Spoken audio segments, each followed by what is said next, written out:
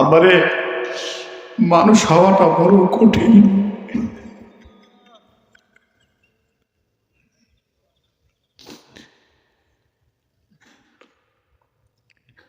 আমি কাউকে আঘাত করার জন্য বলছি না। বড় হিসাব, বড় হিসাব। কারণ না মরে আমরা পারবো না, মরতে হবেই। ওই যে মসজিদের 4 পায়া পালকি, ওই পালকিটা একবার যে বাড়িতে ঢোকে আর ওই পালকিতে একবার যে ওঠে, সে আর কোনোদিন ফিরে আসে না।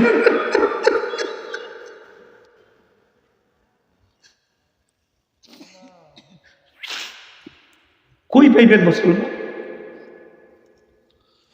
আল্লাহ রাব্বুল আলামিন সূরাতুল বাকারার শুরু দিয়ে আল্লাহ রাব্বুল আলামিন জানাইতে চায়, ও রাসূল আমি আল্লাহ জানাইয়া দিলাম, আমিনান নাসি মাইয়াকুলু আমান্না বিল্লাহি ওয়া বিল ইয়াউমিল আখির ওয়া মা হুম বিমুমিনিন।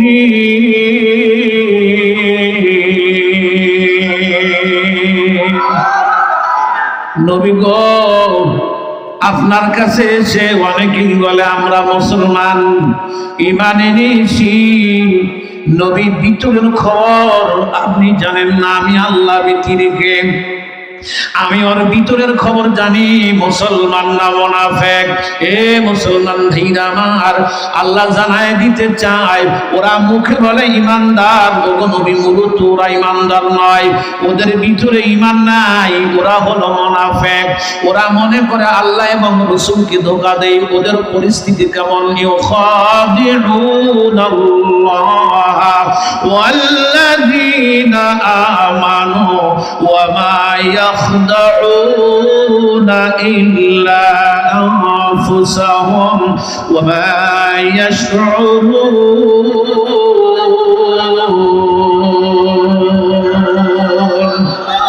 ওরা মনে করে আল্লাহকে ধোঁকা দেয়, ইমানদারকে ধোঁকা দেয়।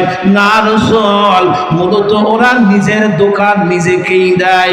এ মুসলমান ভাইরা আমার, আজকে যদি ইমানের কোরআন সুন্নাহর কুষ্টি পাথর দিয়ে আপনি যাচাই করতে যান, আপনি দেখবেন মুসলমান পাওয়া বড় কঠিন। বাজান, বহুদিন আগে এক ওলির সাথে আমার দেখা।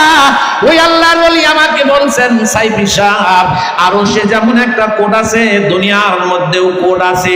দুনিয়ার কোডে যেমন এরা একজন বিচারপতি আছেন যিনি রায় দেন, আরশ কোটেও একজন বিচারপতি স্বয়ং আল্লাহ, তিনি